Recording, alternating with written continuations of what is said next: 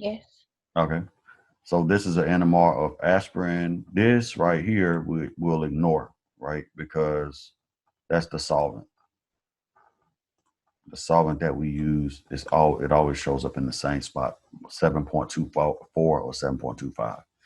But this is the NMR for aspirin. And what do you think? So we have a proton here. We have a proton here, one here,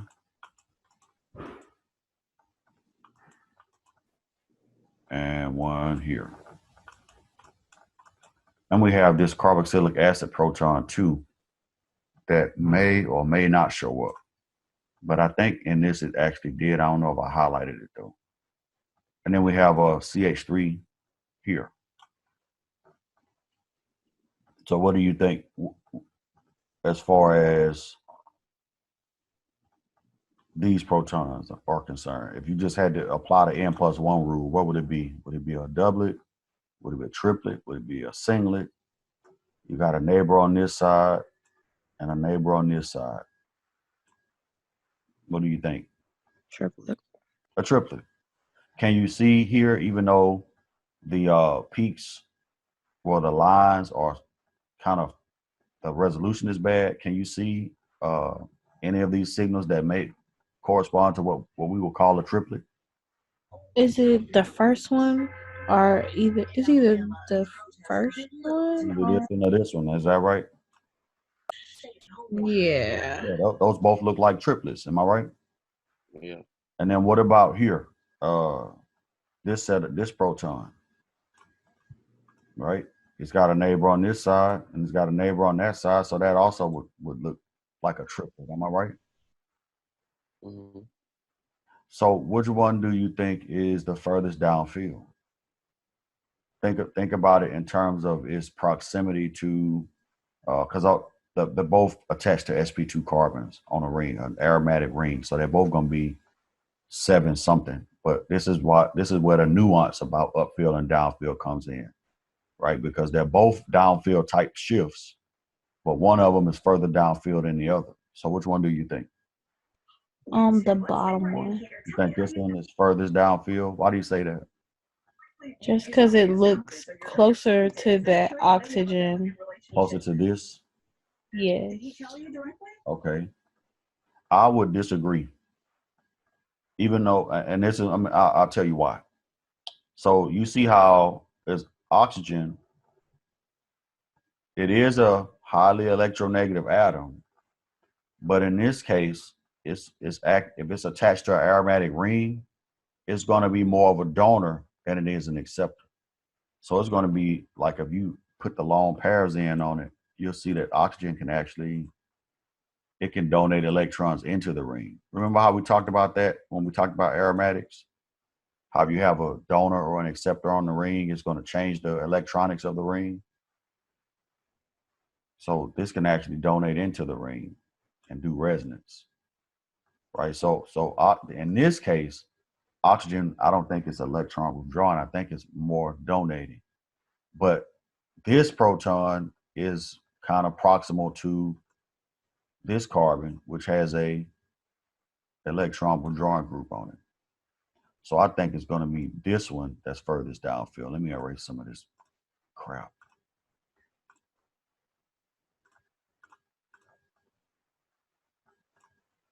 All right, so I think it's going to be this one that's furthest downfield. Excuse my arrows. And then I think this one will be a little bit closer or further upfield.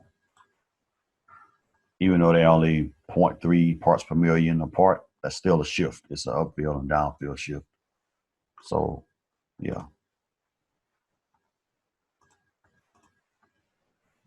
There's one way to determine it is to do a carbon NMR. And you do a carbon NMR to show where each carbon is. So that would be 1, 2, 3, 4, 5, 6, 7. It should have 8 signals, 8 carbon signals. And then you can correlate the carbon and the proton. There's another experiment that you can do called a COSY, COSY. You can correlate them, and then it'll tell you exactly where it is. But I believe it's this one. And then this one here is going to be the one that's further upfield. All right. What about those doublets? Because this is a doublet, looks like a doublet anyway, and then this also looks like a doublet. Am I right? Mm-hmm.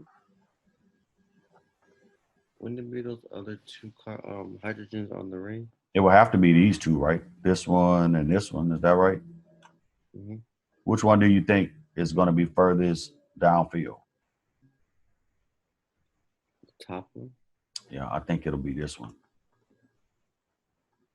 And then the one that's furthest upfield, I think, would be this one. The one that's adjacent to the ester.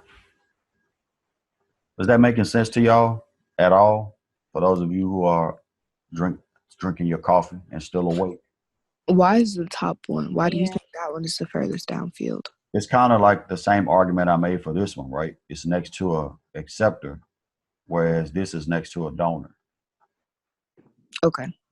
Like oxygen under normal circumstances on an alkyl carbon, yes, oxygen will be it'll be an acceptor. It's highly electronegative. Like if it was just on a like a isopropyl alcohol or something like that, by all means, it's going to be an acceptor because of the dipole, right? But if it's on an aromatic ring, the character kind of changes because it's connected to a sp2 carbon. And so you still have the same dipole, but you also have the potential for resonance. And so now oxygen becomes a donor instead of an acceptor. Well, it's never an acceptor. It becomes a donor instead of an electron withdrawing group, right? But that's when you attach it to an aromatic ring. So it's the same argument that we made for these protons here and here. This one is closer to an acceptor, and this one is closer to a donor. And so that's going to determine which one is upfield, which one is downfield.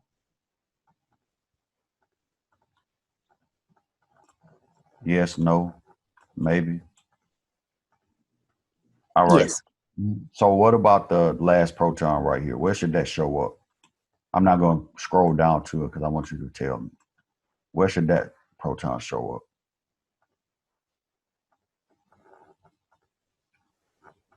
Right? Remember, it's adjacent to a sp2 carbon.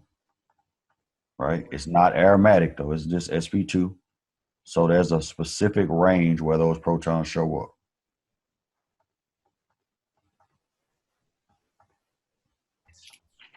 Is it 4 to 7 or no? That's not what it is. That's too far down. It's somewhere between 2 and 3. Right? So we go to the next slide. The next slide. I gotta erase all this stuff first because it's gonna transfer over. Hold up. If we go to the next slide, we'll see that.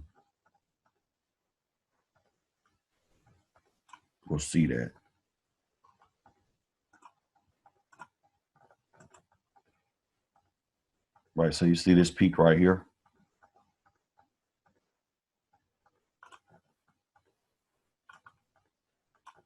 See how it shows up 2.37. That's typically where your where your alpha protons show up. If it's alpha to a carbonyl, they'll show up somewhere between 2 and 3, but usually it's like right up in here, 2.3 to 2.5, something like that. And then this is acetone, so we'll get rid of that. But the acetone looks like this.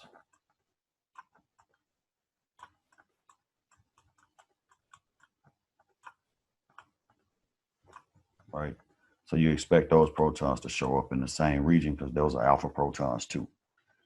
But this is your proton for aspirin. And this is really the main way to determine whether or not aspirin got made is this proton right here. Because if you don't see that, then what you will see is, let's see, Back to so this is salicylic acid, right? And you don't see that proton.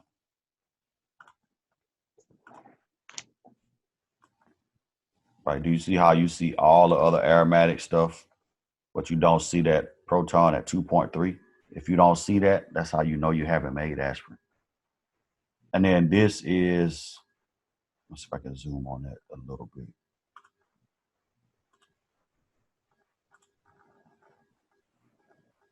Man, come on. Right, you see out here past 10, that's your carboxylic acid proton. So this signal right here is this proton right here. That always shows up past 10.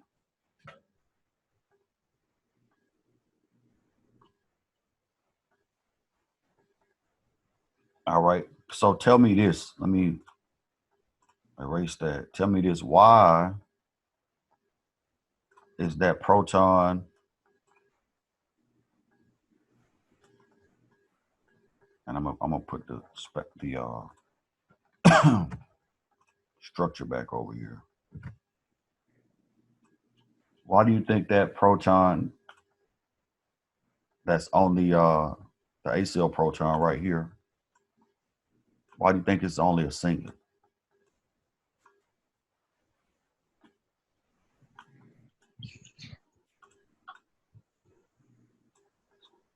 Wait, which proton? This one.